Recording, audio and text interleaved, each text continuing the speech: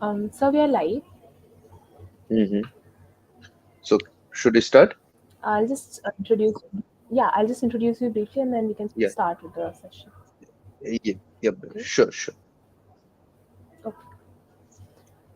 Good evening, everyone. Welcome to the Lawsikho Youtube class live. Today we have with us Mr. Sarshad Kapil. He is currently working as the legal counsel at Digital Finance Exchange. He has a strong background in cyber ethics and forensic, and also owns a deep understanding of the intersection between technology and the law. Today, in our first Lawsikho YouTube class, he'll be giving us a lecture on choosing a Web3 fundraising document in 2023, a playbook for founders, and how to draft a SAFT agreement. At the outset, I'd like to mention that today's live session will be for about 1.5 hours, wherein the last 30 minutes have been reserved for the Q&A, and you are requested to ask any question that you have in the chat box itself. Further, I'd also like to request everyone to please maintain the decorum of the session and keep the environment friendly. That's it. So we Yep. can begin with it. Thank you. Yep. Thank you so much for this warm introduction. So yes. So today's our session is more about choosing an Web3 fundraising documents and playbook for founders. So coming into directly into the topic, I'll start with uh, what is exactly this golden word everyone is nowadays talking about, Web3, blockchain, crypto. This kind of become a keywords in the Google News, a lot of trending in Twitter and Instagram and all that sort of things. So basically, I will start from 1990s. So Web 1, Web 2, Web 3. What is exactly all this?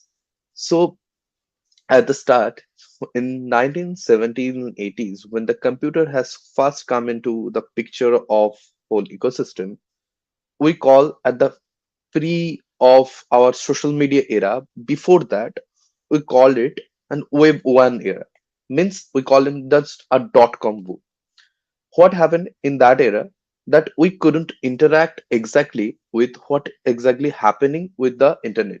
Supposedly you go onto any kind of browser and you just search what is exactly any news or supposedly about any kind of medium, which is just one-sided interaction. That is no interaction between that internet communications and with you. But in 2007 8, when Facebook, Twitter, Instagram, Orkut, lot of these social medias come, we started calling them Web 2 era. Means when you can interact directly with that communication or that space of a internet, where you can directly have a chat, communications, and you can be part of this whole digital medium. Now, in 2017-18 onwards, there is a new evolution of internet happen. We call this Wave 3. It's more about next generation wave in which like all the users will be connected via a decentralized network and have access to their data. Means decentralized means supposedly whenever we use an internet, the controlling authority are Google, your cloud service providers means Amazon, again Google, sometimes the graphic service provider like Nvidia's, and all this sort of platform, Microsoft, Apple, all are part of this ecosystem. But maybe in our data protection regime we call that we have our data, but actually they will store your data, they will actually dictate the terms. Supposedly whenever you go into any Facebook or Twitter or LinkedIn platform, you sign in their terms and condition, name, user agreement, or all sort of things. So actually they dictate your playground, they dictate what you can do and what you shouldn't do. But the new concept in Web3, everybody can interact with each other. They have their own access through, we call in our this kind of world is a private key. They hold their own data. They can go into any platform, and there is an unrestricted access point, and you can jump with your own sovereign identity from one platform to one, and there is no centralized authority. Means no one single point of failure and no one single person controls the whole entity of this whole world. So it's a more about democratizing internet kind of thing. So people love this revolution concept and this Web3 cryptocurrencies and all those sort of things has evolved out of it. Now you might counter the questions. Uh, then, but what's this regulatory rush about this and all that? But today's topic is not exactly very much covered on the regulatory battle between governments, regulators, with this Web3 and crypto world. But to be a brief, when people started communicating directly, when people transacting financially through directly, means we call it in P2P, peer to peer, in a direct manner, when people are cutting down the intermediaries, means the conglomerate companies, government, regulators, banks, those people will not be happy. So then the challenges between the government's control, uh, the bigger corporates control with a revolutionary financial and economical concept. So that's the battle between whole political and regulatory struggle between Web3 of the world and the bigger giants or the institutional corporates and governments. So, giving aside this history, coming into the Web3 fundraising. So, every each other company or startup goes through this fundraising cycle. They raise their funds in pre-seed, seed, A, B, C. We have a lot of these different words, and this funding and fundraising is one of the most crucial part of a company to grow and grow big. But now the question comes, if Web 2 of the world and Web 3 of the world is that much different, then their fundraising also has some sort of a differentiation. So, in traditional fundraising, what happened? uh, Whenever a company, uh, supposedly they are at their nascent stage, they have their only idea, they have their MVP, minimal viable product, and they are not yet market, but they need funds, right? So the founders and all the team, they sign a term sheet with an bigger angel investor, maybe the persons who personally is investing, or maybe some venture capital, and they sign a term sheet. Then they sign a uh, share subscription or maybe shareholder agreement according to their interest, and they give some sort of equity of the company to that investors, and instead of that, he gets some sort of the company gets some amount of the funding. So that is the simple formula, right? But in wave 3 of the world, the fundraising is quite different. So, there is a concept called, we call it cryptocurrency. But cryptocurrency is not all about that Bitcoin, Ethereum, the so-called known concept of the coin. So, what happened? Supposedly, I am given you three main scenarios. So, supposedly, you are at the beginning of developing your project and have not yet registered a token company. Token company means whenever you are creating an Web3 company, to create your own token. Supposedly, tomorrow, uh, myself, I am making an Web3 company, and the company name is SAHS Sash Company. And I created my token named Sash. So, and now I want to invest the tokens into the market, and I want to raise funds through that token. So sounds a little bit complex and little bit haphazard, but how it's happened? So whenever a Web3 company, most of the times, whenever when a Web3 company wants money from the market to sustain their company and start their company, they doesn't go through the normal conventional funding scenario. They do, but not always.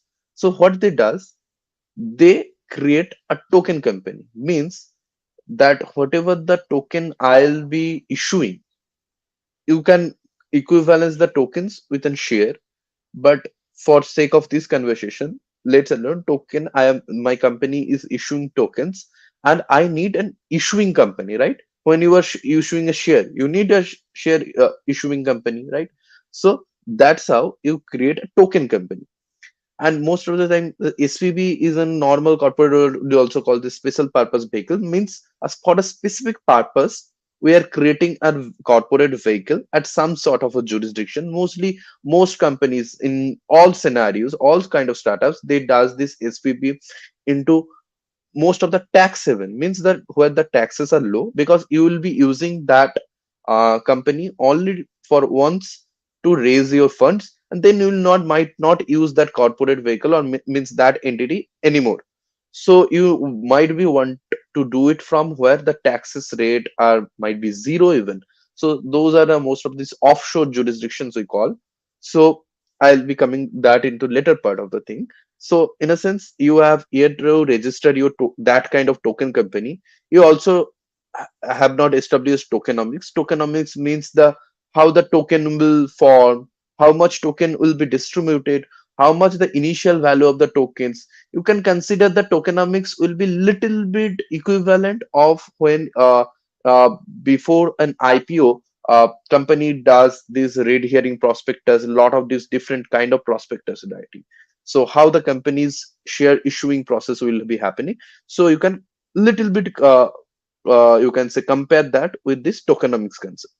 So in this first scenario, the best option in this scenario is to likely to be use a safe or convertible note plus token warrant or token side later. What is this?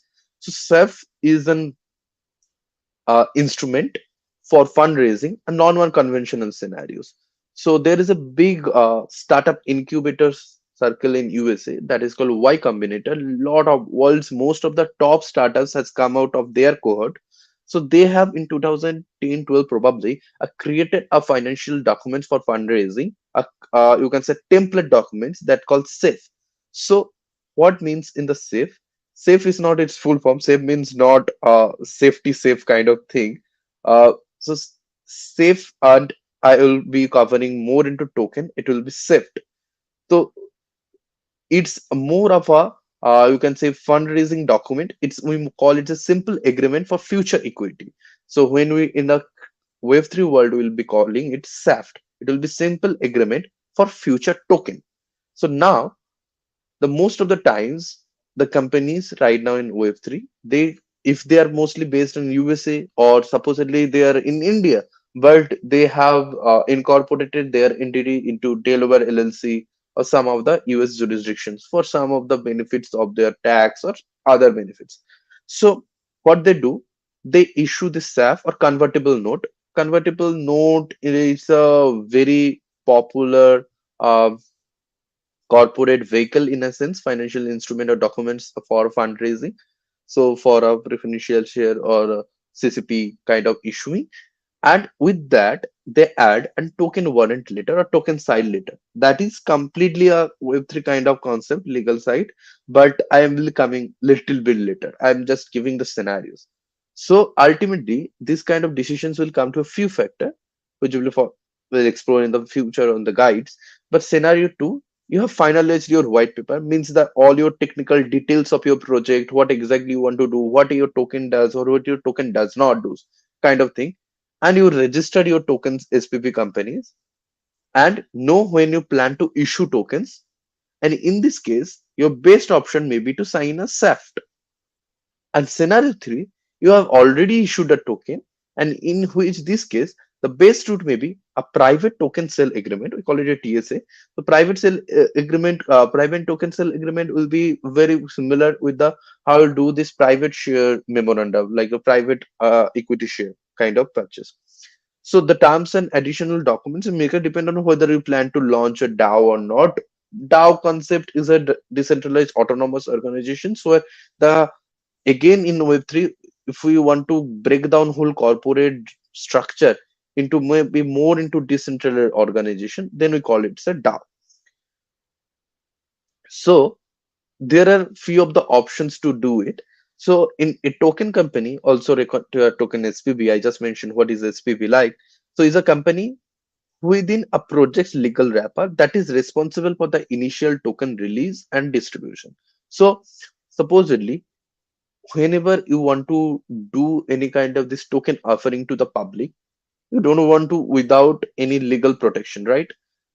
So for that, most of the Web3 companies create this token SPV and they create a legal structure around it to avoid the legal liability or kind of a legal issues. So this company is usually registered in a jurisdiction where the legislation permits token issuance. So supposedly no company does this token issuance or something other than that of this kind of activities in India, because in India we know Web3 and crypto still unregulated, not illegal per se, because we have a taxation regime for virtual assets. We have now FIU for our AML and all this reporting activity of crypto under Indian government regulations. But we are still yet to have this kind of token issuance, a specific Web3 or crypto related regulations. So mostly they does through a lot of these offshore companies, offshore jurisdiction, like supposedly British Virgin Island, Cayman's Island, Mauritius, Seychelles, Gibraltar, for your sake, Panama, Bermuda, Bahamas. This kind of jurisdiction mostly preferred for this kind of activity, and they have a provide defined rules for taxation of token sale transfers. So how do you know if your tokenomics is ready? Means your prospectus is ready to do. So ideally, you will have a thought about planning for the following aspect. I think this got little bit cut off, but it will be mostly about your mechanism is ready. Your token has a risk calculated schedule. So mostly what projects do, because these tokens are all generated on smart contract and technological interfaces, they run through a lot of different technical simulations to see if supposedly I bought today two tokens from somebody, maybe that token will not be irrelevant after 2 3 days. Maybe it can cover up the economical depegging, or maybe a lot of different technical and cyber security assessment and a lot of this other kind of technical simulations it does through the tokens. And after they are sure that we can do this token offering on this specific token, they do.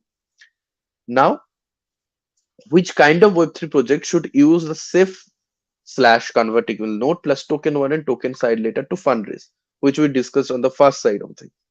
So once startup founders have gathered their core team and developed their idea into proof of concept stage, they can begin to attract their first investments, hire new people, and start the journey to develop a fully fledged product. At this stage, founder won't usually have a detailed white paper with developed tokenomics or any kind of token distribution plan. So they are in very early stage of their development, and in that stage, although their preliminary stages are quite mapped and they are already quite good enough for their whole structuring, but they at this point of the time they just taste the water. So for this stage startups in the early stage of development, many investors will suggest or even expect the startup to structure their investment by signing a SAFE or other regular equity convertible instrument. So supposedly, because the investors are mostly are in the conventional fintech or maybe now pharma space, or a lot of these normal conventional startups say they doesn't want to get into tokens. So supposedly, for an example, I issued a token for my Web3 project and I asked my investors, say, hey, give me 2 million US dollars and take my 2 million token of my coin. So now I am saying that one of each of my token is value equivalent of $1. But what's proof that my token is that much of valuable and it can be generate more value for my investors? So he might be after I got 2 million and I can build my project or I can do whatever I please, but investor is sitting on that 2 million of my token which can be generating nothing in after 2 years or 3 years, or maybe will, but there is no surety or guarantee of it. So at the starting phase, when the project has not gained any attention or the project has very nascent stage, the investor doesn't know how to evaluate them in a very crucial and junction point. They say, hey, give us a normal equity how every other company does investment, and rather later on we can think about getting your ICO, means the initial coin offering or token offering, and we can give you dollars, and in a opposition you can give us your tokens. So for this kind of stage, legal structure, founders will have only registered a product development company, dev lab means. So for that only, the company doesn't had big start, so they have a normal, smaller an entity where the whole developing or the production is going on under one entity name, and most likely they will be registered into one of the IT and IP friendly countries, because what a software company or the tech company have on their access rather than other company. They have their IP, right? They will either have their copyrights or patent and some kind of their brand and some kind of their intellectual property. So what means by the IP friendly or the income tax friendly countries means those countries where the taxation rates for IP transfer, IP licensing, or some countries where the normal taxation rates are low. Where I'm saying the tax haven jurisdiction. So mostly they does that. So in USA, there are a lot of different 52 states, but some of the states like US states of Delaware, nowadays in some of the other states in Colorado and other states also have a better tax regime than other US states. And also in UK. In UK, some sort of a subsidy are there for startups. In UAE, in Dubai, mainly Dubai and Abu Dhabi, you can get a corporate tax benefits and you can create these free zone entities for your Web3 companies. There is Singapore. Singapore is very friendly towards this kind of uh, activities.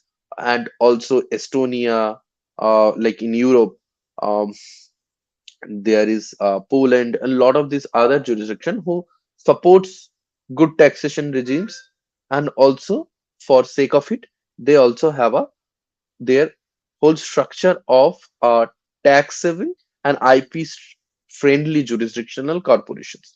So, for an example, like if you know that Google and Apple's main entity is registered in Ireland, they are in US companies, but their main registered entities and all their taxes and all are gone through here. So I was reading through one article. I think 12 to 13% of the tax savings these companies, Apple and Google, does through their Ireland entities.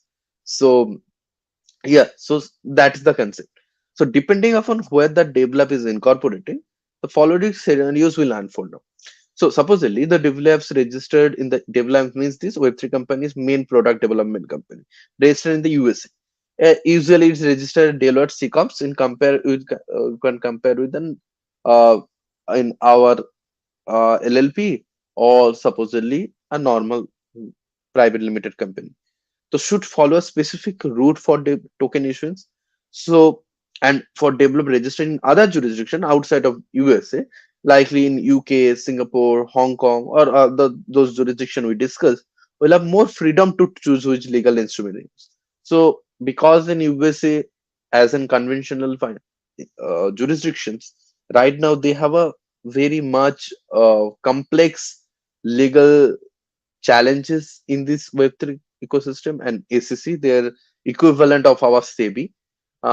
This SEC and their government are in futile battle at this point of the time about the regulations of this Web3 and crypto field.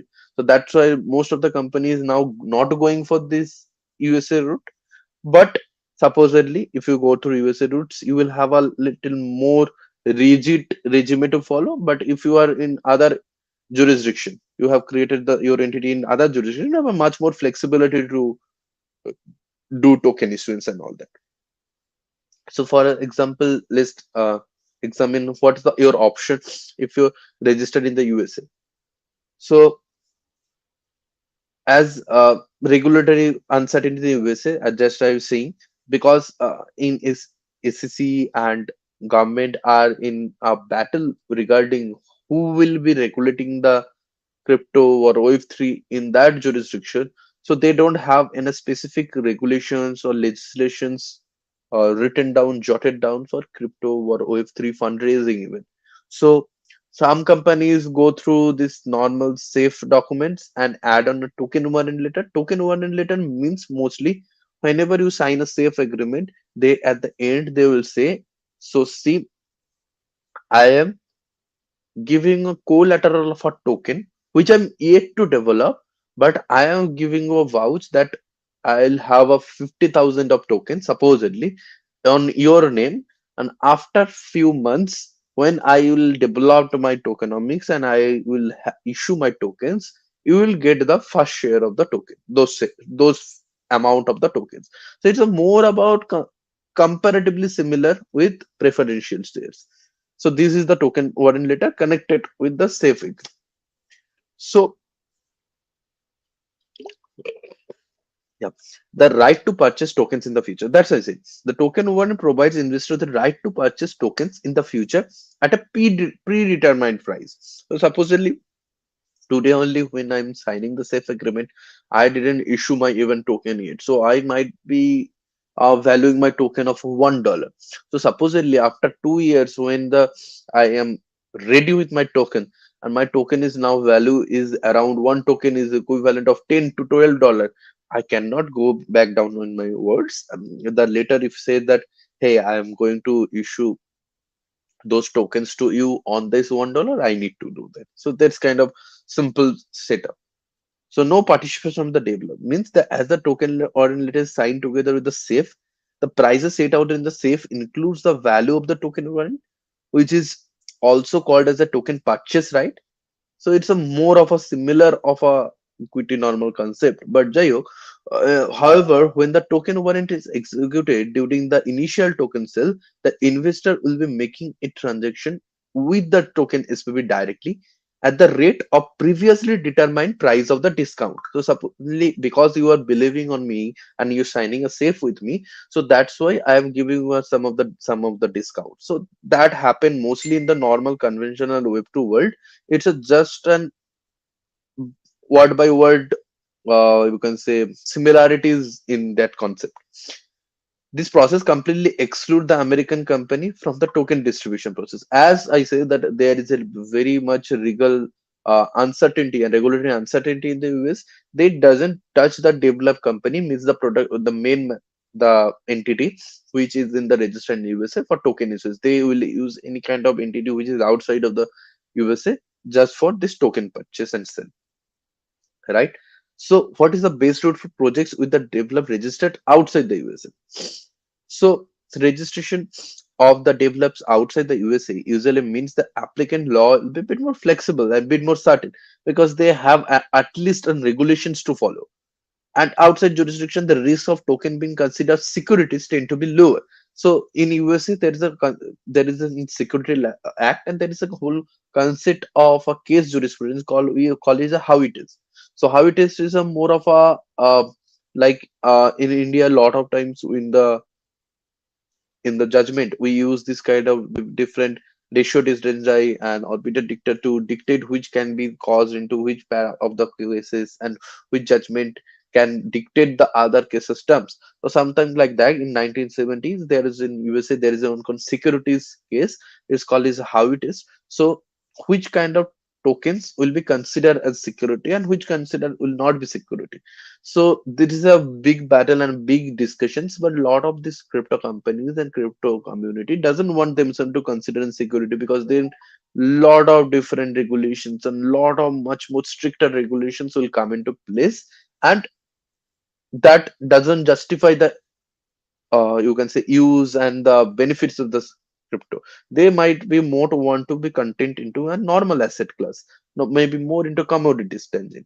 So that's the point that these tokens of being considered as securities tend to be lower when they come out of the USA, and developers are free to partially involve to the distribution of tokens. Means uh, supposedly under in USA securities law, this company who actually is the owner of this token, who actually developing the tokens, if they explicitly promotes the token, hey, come here and buy our token, then in this Howey test of USA, this will consider as a security.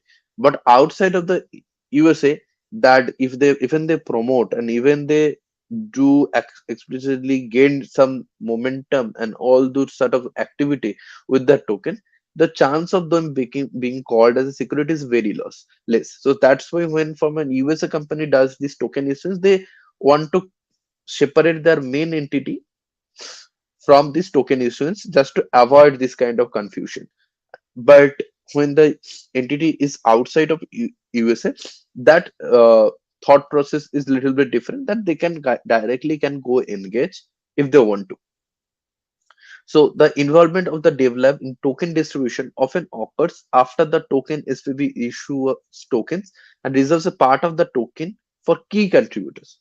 Like supposedly how the companies mostly does uh, for normal conventional scenarios. So then when do we do IPO or when some companies raise funds, they doesn't give their 100% equity to all the investors, right? They just the promoters or the founders or the advisor, the initial team members, they keep some of the equities for themselves, and they give certain amount of the equities outside the market or the investors to invest. Same with the tokens. They, if that whole token holding is 1 million tokens they have issuing, then they say that 50,000 will be safe assumed and it will be only 500,000 will be issuing, and rest will be restricted and reserved for the founders and all the team. So the develop converts the token option token side later.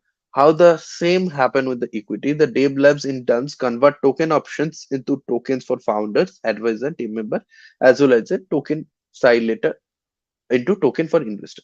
No additional payments to the token side later. So supposedly, if a company mostly they are giving this Web3 company, they're giving any of the investors any option with the safe to go for this token side later, they doesn't give any kind of extra payment. He supposedly you need to give me extra $5 million for just only because I am promising you that after few months or years down line, I you will be giving me back. I'll be giving you tokens, and you for that you need to give me this much of a money. So that is not how. So this token side letter mainly provides an additional advantage for investors as no additional payments are required to receive tokens. This is not the same as for token warrants. It's a more of a token side later, I say, na? So where their value is already included in the value of the safe. So supposedly it's a more of an advisory share in a kind of safe. So supposedly in the safe when I'm driving. So for 30% equity, I am giving you 3 million US dollars. But o- not only I am getting 30% equity, I am getting also 30,000 tokens of it. So it's a plus plus kind of scenarios for the same amount of the money.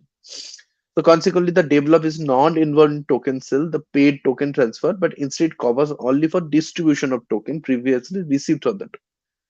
So whenever the main company who is actually creating the project, when they sell the tokens, they doesn't get themselves involved into this token side later. So they just give the equity from their whole company, and the token issuance company will give the whole token amount, and the 30% or whichever amount of the tokens they will be given to the investor, that is only that, nothing else is in this sort of deal.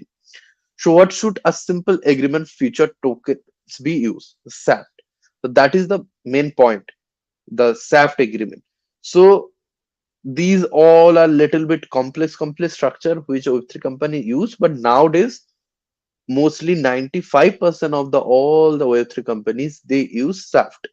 Like how the most of the normal Web2 companies, supposedly you take you any kind of the Indian startups who raise fund now, whenever they taken funds from, and mostly conventional VC or angel investor, they use a safe. Same like that, mm, 90% of the Web3 company, whenever they issue tokens, they raise funds through SAFT. So SAFT is a simple agreement for future token. The words is compelling enough to say what is it about. It's a normal agreement for future tokens. So you'll be giving me money for the sake of it. I'll give you some of the tokens amount which will be discussed and will be say key this much of the tokens, and you will be giving me back these tokens after few sometimes. That will be also the term will be also very much mentioned into those documents. So rightly, that is a document that is usually signed with the startup that has already decided on the type of tokens it plans to issues, and already has detailed tokenomics and created token distribution plans including the price and stage of distribution. So like how companies does the when they issue shares, they have like supposedly for the first to year I'll be issuing this much of your share, will be raising this much of money. After 2 years, I'll do this kind of planning. So same with the tokens and a white paper which describe all of the above, means all of the technical details, all of the business details, and all those sort of details. So there are couple reasons why SAFT usually not signed before these steps has taken place. So you have to do all sort of things. So same like that, you cannot sign a safe directly. Before that, you need to do your own set of a due diligence. You have to create your own legal structure.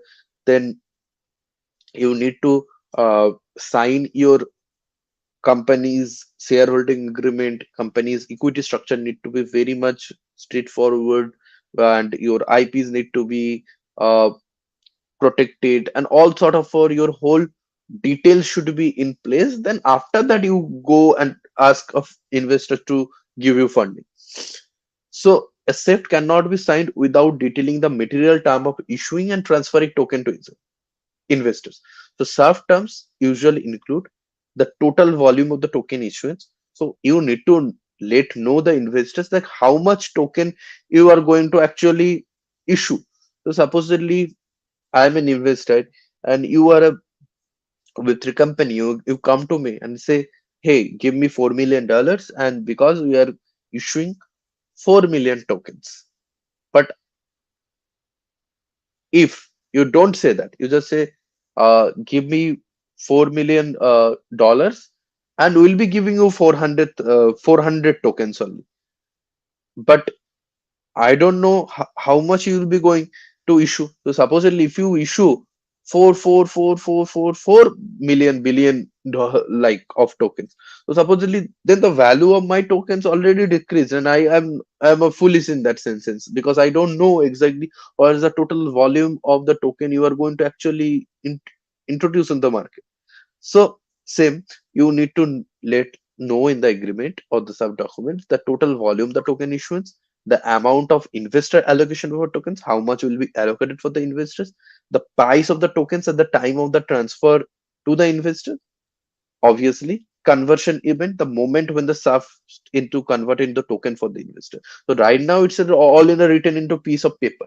So when the token will happen to be transferred to the investors and the document will become into reality, then what is that event, when it will happen, and how it will happen? You need to give that information of vesting, how in the equity also there is a vesting period. Here will be the vesting period, lockups, how many days or months or years the lockup period will happen, other incumbents on the investors token, which will be condition precedent, every aspects of that tokens in you can say life cycle till it transferred to me, means the investors. It need to be jotted down, which are important for the successful operation of the project's tokenomics. Therefore, a detailed white paper with a description of token use cases, tokenomics, and token distribution plans is necessary to prepare a fully fledged SAFT. So, what we are discussing at the point starting, a dev lab company may not be always best for suitable for issuing this kind of tokens. So given there are various kind of tokens, utility tokens, means those tokens that doesn't have that much of a monetary value. So supposedly you listen, like people invest in Bitcoin, people use Dogecoin, lot of these different tokens. Those are more of a uh, they can be considered as a utility token, but they are more into token into investment vehicle tokens. Utility tokens is supposedly, for an example, I have one project and you can use my utility tokens to get some benefits of my project. Means, for an example, uh, for very good example, in this ICC World Cup, you know that World Cup is happening today only. The India versus Australia match is happening. So this World Cup match, in this ICC has introduced their own NFTs, and they have introduced their own tokens. So what they're saying, if you can buy in their tokens, then you might be getting a chance to watch a match into stadium, or the final of the match into the stadium, and you can get other luxury benefits, watching, getting foods and something like other, getting a memento, getting a cool picture with your favorite cricketer, something like that. So these are the utility. So if a token is deriving or giving you back this kind of benefits, it's called a utility token. Security token is a more about the token. If it gives giving you an ROI, means return on investment, it's giving you normal yield, like normal how a normal equity or normal share in your share market gives, like those very basic concept. And payment, when a crypto or this kind of token can use as an ex- uh, example, or use can under comparison with your fiat currency, means Bitcoin. Some of the countries, supposedly in Poland, Hong Kong, and El Salvador, named one South American company, they accept Bitcoin as a mode of a payment. Few years back, Elon Musk is also a very big believer on crypto. So for buying a Tesla car, also you could be using Bitcoin for a payment medium. So that's kind of a coins will be considered as a payment token. So rest aside, this given that various types of tokens accommodating regulatory climate for their issues and distributions. So there is need and regulatory clarity for any kind of purposes. Is a crypto or non-crypto and a very conventional world. You need a structuring and regulatory climate. Means government needs to support it, laws need to support it. Right now, that's the thing with AI as well. So there is a no clarity, like which actually governs AI, what actually AI ethics, a lot of other things, AI copyright and trademark, patent issues, there are a lot of there. So there in also coming back into the topic, there needs a better, tight, and direct regulatory guardrail, clarity. But that is not always be suited, because the lot of different countries, mostly the conventional countries, has not yet given a regulatory clarity. So these companies and the company's founder might be getting into legal trouble when they does this token offering from directly from their main entity. So a developer may not be always be the most suitable vehicle for token issuance. In this regard, many Web3 founders register a separate company. That's what we are talking about. A token SPV into crypto-friendly jurisdiction to issue and distribute their tokens and sign all token-related documents from this company. In summary, it is also worth noting that when a SAFT is used as a tool to attract investment for a Web3 startup, it should be used in conjunction with three additional tools. So you see, with lot of the lines we call it under a white paper. So a usable or near financed, um, sorry, yeah. So usable and near finalized, not just a draft of a white paper with detailed tokenomics. So why it's needed? Because leave Wave3 for a normal company, when an investor is interested into any company's project, they need to see what's company financial positions, what company's business plan, what's company's regulatory structure, how much company is suitable enough for this business, market study, lot of different things. So investor needs to feel that their money is not wasted. Their money will make money, right? So in that context, in Web3, same situation, but in that kind of documents, we call it a white paper.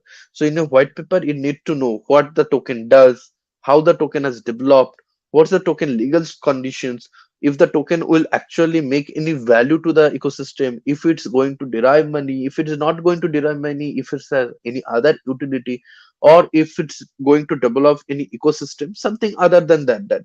So it needs to give the whole picture, and that we call it a white paper. So usable or near finalized white paper. It means at least a good conditions documents where investors can get the whole view of the token. A ready-made token SPB. So investors also doesn't want to go mingle into any legal trouble, right? And founders also doesn't. So for that, mostly whenever you are very much sure that if you're a lawyer, if you're client, or if you're a founder, if you are going to issue any token, you just don't want to do token issuance from your own main company, which you have established at your home jurisdiction, maybe. If it's India, if it's in Pakistan, if it's in Bangladesh, if it's in Sri Lanka, if it's USA, UK, Japan, Singapore, or any jurisdiction. But you create another sister SPB, means it need not to be connected. You just need to pass on those licenses and you just need to issue the tokens from that entity. After the issuance, after you get investors, after the whole process done, you exit from that jurisdiction because that entity will not be ever used again. But for that only one purpose, for special purpose, this ready-made token SPB on whose behalf the SAFT will be signed and which, based on the result of the conversion of the SAFT, will issue token to the investors, right? A clearly defined date for issuing tokens on a specific event that will be triggered into shaft for issuance of the token and their transfer to investors. Means when exactly you are going to, supposedly if you know, for a time being, we know that which IPO is going to come into, because in 2022, 21, 3, this time period in India, a lot of IPOs happen. But we beforehand we knew the IPOs are going to happen, right? Supposedly when the LIC IPO going to happen, when this IPO going to happen, and all that. How? Because they need share the red herring prospectus, they share the IPO notice, they get permissions, and a lot of this disclosure, public notices also need to happen, right? There's a whole timeline chart in SIP for IPO or any kind of projects share issuance. So same like that, you need to give the public notice that hey, I am going to issue my token on that day, and the investors will be coming into the picture that say, hey, he will be going to for that now. Before now, I am signing a SAFT that when 23rd March 2024, I'll be issuing token on the public. You will be getting out. You will be getting this much of the tokens. You will be getting this much of value. So this clarity needed to give at that point of the time. Now, or if you doesn't want to get the date, you can also give for an example specific event. So supposedly you can say, hey, when my company will reach its valuation of $20 million, then your whatever the token I promised you, it will be automatically delivered to you. This kind of same kind of situational scenarios you can also give and transfer to the investors. So if any of these three criteria, this one, two, three criteria are missing, Web3 founders then may wish to consider the Safe Plus token warrant agreement, because then they are going into for a Web2 plus Web3 conventional mixed kind of funding cycle. And sometimes investor doesn't want to go for a direct token sale or token purchase agreement kind of thing, this app, because they might be little bit risk averse, might be they doesn't want completely crypto portfolio, or they doesn't don't believe this kind of technology yet. Or maybe the company's founder is thinking like I want to give directly my equity, I don't want to keep my equity that much, and I am okay to give equity, because in the SAFT it's more about not diluting your equity, you just issuing the tokens from your treasury. So that's why you can keep your equity at your place. So in case what the investor expects to get not only the future token but also the share of the company, the founder should consider using a simple agreement for future token and equity, a SAFT instead of SAFT. So supposedly, what are the situation I'm saying?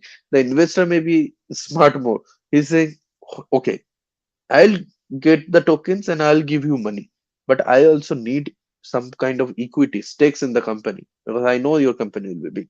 And the founder has no problem, or maybe he's getting good money, maybe it's despite any kind of situation, he'll say, okay, let's come on the middle ground, let's sign an agreement. But this will be simple agreement for future tokens. I'll be giving future tokens and also future equity. So that will be safety. So come to the next slide. Yeah. There is another scenarios like for a non-conventional scenarios, convention scenarios, we call it like a IPO. There is also private sale. That's why we issue in this equity private sale memorandum and all kind of things. For similar concept, there is private token sale agreement. If the tokens have already been issued and the process for distribution, private, public sales, airdrop means mainly the crypto issuance, and and issuance of the tokens.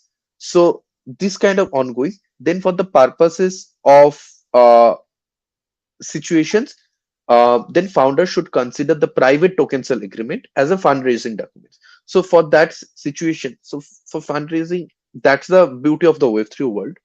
That for normal conventional fintech companies, for non-conventional e-commerce company, there is only way of getting fund. You will issue your equity, or maybe you take a debt, and that's the way. But in Wave3, you can give little bit stakes, little bit equity. You can only give tokens, and also you can go into this kind of private token issuance. So supposedly you found a cohort of investors. They are the investors schedule, and they're saying, okay, fair enough. We don't want equity. Now, don't go public. Give us this much of the token, and we'll be having a privately token sale agreement. Maybe it's after already their ICO, means initial coin has been offered, after the SAFT has been signed with other investors. Now some new investors is coming. So for them, they will privately held a round, and they will directly give some tokens, and they'll directly get some money. So and the material terms, means the agreement clauses and all that, are almost similar with that of the SAFT, but except the TCA, means that private token sale agreement TCA lacks a description of the conversion event. So supposedly because it's happening at this point of the time, and it's not that much future. It's like supposedly this specific date, the whole transfer will happen, and there is not that much of a long on time period, waiting period. So there is not specific events is mentioned. It just indicates a clear date of a transfer when this token will be transferred to the investors. So when again the question, when should you use this financial instrument for as an founder or as an legal counsel for the founder? So because the token sale agreement is signed at a more mature stage of Web3 project, what we just actually describing, the development and the investor amount are quite significant because your project has developed quite a bit, and you have already some amount of investors. So now the next sale of the funding will be little bit large amount. So investor often have a question about obtaining control right of the company and receiving token. In this case, we can distinguish to general distribution. Means you have already shown some success to the investors, right? You have shown success to the market that your company is growing, your token price is also growing. So you have some name. So whenever the now investors will come, they might not be satisfied enough with only getting token. They might also want some kind of a control. So for that sake, we can use using a private token sale agreement for token issuing with projects that don't plan to launch a DAO. Means supposedly you don't want to go in a governance models where you give become a little bit kind of a can compare DAO with a trust or little bit more like a foundation kind of system. You don't have that, and the investor wants to have some kind of a control over that project or the company, Web3 company. Then they say we will go in a private token sales. You will give us this much of a token and this much of the company's you can say rights and ownership, and on that consideration will be giving you that much of the money. So investor usually structure this right in the form of a right of veto on certain decision of the company that most investor does in any kind of situation in Web2 companies, also in Web3 companies. So or a list of reserve matter for which the company requires investor consent. Mostly investors does when they want to raise another round, then they have this decision making power. When they want to take loan, when they want to sell, acquire, lot of this kind of situation. So also the investor can claim the token SPV shares to consolidate their control rights. So that we call this token issuing company. Na? So they know this is the company which is minting gold in a sense. So we'll be taking share and equity of that company, not your main company, will be equity share. So having power over that company, we'll also have some control of your token issuance, how much token will be issuing and what token will be bought to us and all that. So this kind of little bit game has been played between these Web3 investors and the companies, And in such cases, classic corporate equity investment documents are also signed in according addition to token sale agreement, because that will not suffice at all. So name the subscription, obviously, share subscription agreement, share purchase agreement, shareholder agreements, all have been started, and corporate restructuring happen in that context. So I think in a sort of while, this is how exactly little bit, I think from a very different point of view, this whole Web3 fundraising happened. So that's only what I'm saying. It's just added on point that this they with the founder on the project plan to decentralize the ownership, means they doesn't want to take the all ownership. They make it a phone governance and the foundation facing. By launching a DAO in the future, it will be important for the investor to understand exactly how the members of the DAO will be selected, how exactly the governance. Like it's more about how the companies is governed. But whenever the investor come into picture, this decentralized mechanism also get little bit crude in a manner, and the investor also get into part of this DAOs, and they take a control because they have invested their money. So it's more in a general. Web2 funding and Web3 fundraising are quite similar, but the biggest challenge in Web2 funding is there is not a lot of a flexibility you can do, because here in Web3 you have an added pointer, which is uh, and token. So whenever you add the element of the token, because it's a programmable electronic, you can say smart contract or electronic pointer, so you can make it as you like, and you can draft new kinds of agreement, new kind of deals and negotiation with your investors to structure your deals according to your own interests. So I think most about the Web3 fundraising happening like that way. And I hope I can give you a better overview of this different worlds, fundraising and all that sort of things. So yeah, we can go on to this Q&A session. Yeah, Thank you so much, sir, for such an informative and insightful session. I'll just see in the chat box if there are any other questions. yeah, sure.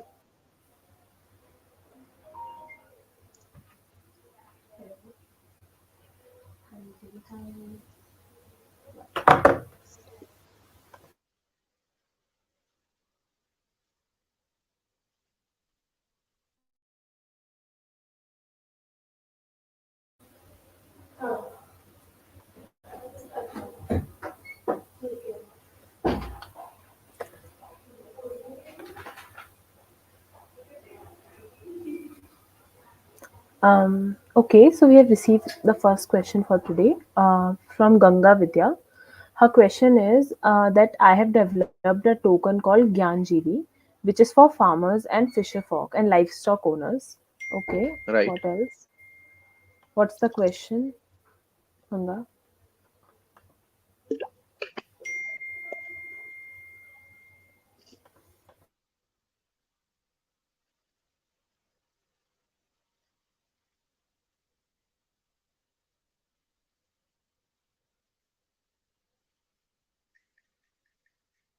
She's adding more to it. Okay, okay. Sure. Mhm.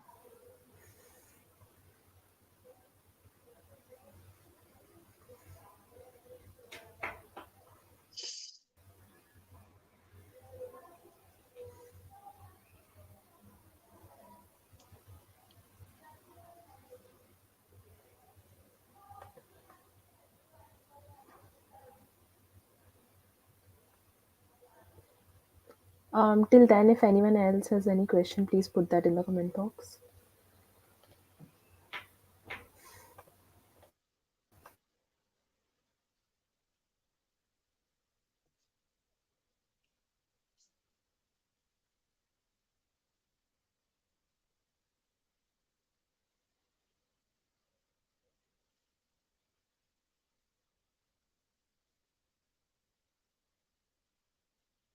Yeah, I can see one question. I think it's come from, is the DAO is valid? Ramya Bhaskar, I think she asks.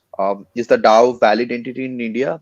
Actually, that is the biggest problem at this point of the time in India, as there is no clear regulation. So We cannot call that DAO is not a legal entity, legally accepted in India, or we can call it legally accepted entity in the. So, recent times I've worked with a project where we needed to create a DAO structure. What did, we create an LLP model. Like in LLP, after 2021 amendment, you can have a members more than 200 even. So there is a no cap right now. So how the DAO's whole structure works is very similar of LLP. LLP was not never created to be a very similar in tune of a DAO, but they created LLP more in tune of that. So we structured the LLP models and we created an agreement to supersede and to show that it goes along with, but it's a very, you can say, we play with a very narrow place and we just try to incorporate it somehow possible, but that's not a preferred way. So whenever any client comes to me when they want to create a DAO, we always suggest them to either go in offshore jurisdiction, mostly Marshall Island, that is a very DAO friendly jurisdiction for creating DAO, or go to Cayman Island, VVI, those kind of jurisdiction. If you are running a very low on a budget, then it's better to go some of the Caribbean island. There is called Saint Vincent, Saint Lucia, Saint Kitts, this kind of jurisdiction who has a more of a DAO friendly jurisdiction where you can have a structure which would be so. Except in USA, Yomi, uh, there is no government or regulation in whole world except Marshall Island. Also, these two jurisdiction except in whole world there is no DAO laws. So whenever you can take any corporate structure and just to assume and sign an agreement and make an agreement or constitution of that structure to show it looks like a DAO. So morely DAO is an unregulated structure in everywhere. Recently in USA, there is a case called Oki DAO where they have assumed that if it's not regulated somehow, it will be DAO will be and assumed as a general partnership. So till now in India, there is a no legal or judicial case at this point of time. But if it happened, maybe Indian judicial system also assumed DAO as a general partnership, and all the members, all the parties who are actually involved can take the legal liability. So there is no corporate veil mechanism how in work in the corporate work. So that way, whenever you are suggesting someone any DAO, make sure it should be done in any jurisdiction where the legal liability and legal liability is lower and legal protection is high. So yeah.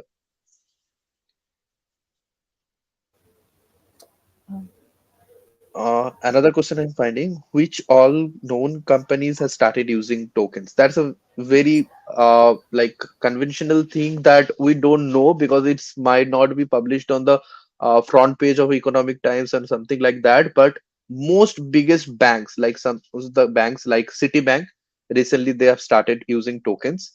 I'll just name the banks, then I'll go Citibank, Deutsche Bank, HSBC Bank, uh, and then your recently Axis Bank, ICICI Bank, these banks also started co-piloting their own tokens, all also implementing India's government CBDC, central bank digital currency. RBI also developing their own token standards for e-rupee that will be equivalent of our rupees of the currency. Same way, uh, the bigger entertainment companies, Disney's started implementing tokens. Your air freight companies like Emirates, your Airbus even, they have started using tokens for their own systems. Bigger international logistics companies, they have started using for different logistic freight management settlements. Then Amazon and Google have created their own token standards for different data governance issues and structures. But mostly those are in the experimental stage. And for the biggest of that, if you know the biggest asset management companies in the whole world, like BlackRock's, then JP Morgan's, this kind of Goldman Sachs, these kind of biggest companies are pouring in their monies into launching Bitcoin ETFs. They are doing a lot of different JP Morgan in Singapore doing they are called what called Onyx project, where they are doing deposit tokens for financial systems. So all are doing this tokenization or tokens and cryptos and all those things, but might not be they are yet to have a significant impact on retail persons, means me, you, most of the people, but they're already going deep into there and they're all transitioning into these systems. So I think that give you some idea. I think I now get the Ganga's question. I have developed a token called GANGV, which is for farmers and fisher folks and which is livestock owners, right? And this is from NGO, not for profit perspective income. Ticket is such. Okay, very good question. So, for an example, crypto and this token have a major impact, or you can say the benefit in no, NGO or non-profit benefit case. In Russia-Ukraine war, most of the donations has all come into crypto format because there is no banking or there is no way people can, you can say, manipulate that amount and make it black and white, some kind of things. Lot of the times people create these financial flows for non-profit just to make it white from black money. So that is the biggest win in crypto. So supposedly for your question, you have create these NGV tokens. So as your NGO is already being pouring under a trust structure, so you can just incorporate an NGO if you already have very good. Then create an subsidiary and issue your tokens from there, and you can create that tokens not as a value, you can show it as a utility. I actually don't know what exactly the purpose of your ganjvi, which is for farmers, livestock owners, I understand, but what exactly their use cases, I still don't know. So I'm just assuming if some sort of a gives some sort of a rights or benefits for this kind of farmers or livestock owners, or maybe if you are using inside of the ecosystem. So in that kind of scenarios, you can use those tokens to give directly back to lot of these NGOs, other NGOs, and they can use your tokens as a standardized for donation mechanism, or they can use your ecosystem of the tokens for supposedly give getting creating a community of the livestock owners, or getting a particular, supposedly they can create a barter system. Supposedly if you give them this much of a YANGB token, or they will get some sort of a equivalent of data or knowledge of agriculture or something like that. So it's according to your own use cases, but here you are NGO and you are issuing a token. So it's better your token issuing entity should be, because the clarity in taxation regime in virtual assets is still not clear, because they have taken a flat 30% tax, but you are, and yes, you are doing all in a NGO, so you'll not be taking money in that case, I am assuming. So but whenever a livestock owner or somebody of a farmer getting your token, they might need to get pay taxes. So that is the situation you should will not likely to them have. So that is one big challenge at this point of the time. It may you can make it little bit lower, in that sense, if you create your one own NGO outside of a Indian entity for a jurisdiction, and you can do this P2P, means directly into their wallet and the farmer's wallet. But I don't feel comfortable into knowing that how much these farmers and these livestock owners will be that much advanced into crypto and handling their wallets and all this kind of things. So taxation clarity is not at this present in this market in India. So that can be challenge for an NGO issued token here. And I'm seeing another, no, crypto is legitimate, but it's unregulated, means there is no crypto specific laws, but there is crypto specific taxation, crypto specific reporting in requirements under laws. So in a sense, government has created like scenarios where you might need to pay taxes, but you might not to get used crypto very freely.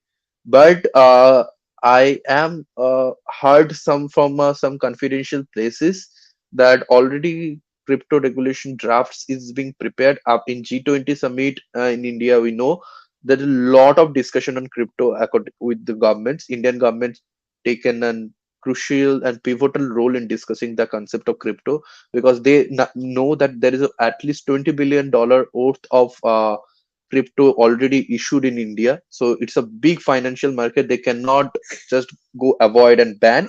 So probably within 5 to 6 months, we can see the first draft of the crypto regulation from government side, because after the data protection laws which have been just enforced, this is the next step government is going to take place, and I had good sources saying that the draft is coming.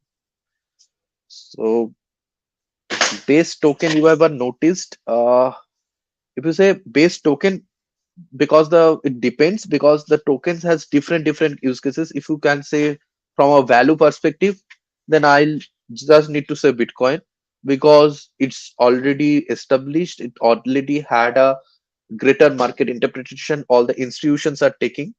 And again, second point is, if you talking from a perspective of a developer, how the developers are developing on different token standards and creating different new use cases in a Web3 project, then Ethereum is based for creating new projects. And if you're talking for a remittance and payment substance, there is an USA token called Ripple. They are based in this perspective. And if you talk for a very transparency, there is an Indian company who have created all this. There is called Polygon. Their Matic token is also very good. So this we can say. Uh, so where you can take this library to, as will not be able to come up in India. Best bet at this point is either you go to UAE, or maybe Singapore, because in if you want to keep it in Asia, UAE means Dubai, because their very regulations is clear. The taxation is very clear on NGO activities. Singapore is, if it's a corporate company, if you wanted it to take a much more profitable business kind of scenarios, then I would suggest to Singapore. But for you, UAE will be the better options. So, or maybe even an European entity, supposedly in Estonia, Latvia, Croatia, this kind of jurisdiction would be best. So, I think, is there any platform who regulates token? At this point of the time, no, because it doesn't need it. It all created on the blockchain. So, what actually is the blockchain technology? Blockchain technology itself proves the authenticity. So, in blockchain, in crypto, nobody can tamper with the authenticity. Nobody can tamper crypto. So supposedly, whenever I transfer one crypto to another person and another person to another person, then it's itself creating and record on their distributed ledger. So nobody can tamper with it with, and nobody can not hide who actually sent whom and what. So it's itself is an authenticity proof. So that's why most of the times in crypto, there is called a self-regulation. We don't need that kind of regulatory regime for its authenticity. But for other purposes, we need regulations. I think I don't see any question right now. Sivangi, if you see anything, or maybe you Um, want to wrap it up. Yep. yeah, I don't think so. Any other question I can see it either. So these, I think Okay. that's about it. Thank you so much, everyone, for joining in, and thank you so much, Ashwat, for such an amazing Yeah. and interactive session. I hope the Yeah. students learned a lot from this class. Yeah. I hope so. Um, Yeah. Thank you. yeah, thank you so much, sir. So looking forward to seeing you on the. Sure. Sure. Have a great day, Thank all. Yeah. Bye. you. You too. Bye bye.